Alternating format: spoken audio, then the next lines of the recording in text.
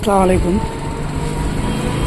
এটা হচ্ছে throttle body, আর এই বডিটা গেল 15-20 দিন আগে নাকি সার্ভিস করছে বাইকটা, বুঝছেন।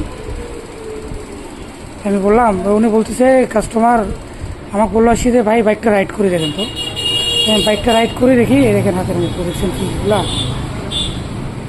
20 দিন বা 1 মাস যদিও সার্ভিস করে থাকে এরকমের মধ্যে, কিন্তু এরকম ময়লা পড়ার কথা নয়। দেখেন কি হয়েছে আমি বুঝছেন। তো আমি এটার থ্রোটল বডিটা আউট করছি, এয়ার ফিল্টার তো পুরো জাম মাশাল্লাহ। এখনও আপনার হলো ফুয়েল পাম্প খুলে নেই, তো আমি নাটটাকে খুলে নিচ্ছি এখন। এই দেখছেন এগুলো কি, যদি থ্রোটল বডি ফুয়েল পাম্প যদি মাস্টার সার্ভিস করি থাকে তো বাইকের তো এই হালত এই অবস্থা হওয়ার কথা না। গাড়িটা ভার হয়ে গেছে অনেকটাই, দেখেন আমগুলো দেখছেন কতগুলো কার্বন।